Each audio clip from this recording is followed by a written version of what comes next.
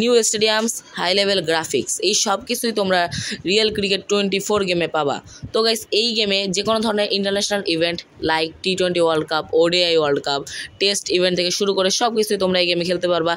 আর IPL, BPL তো আছেই।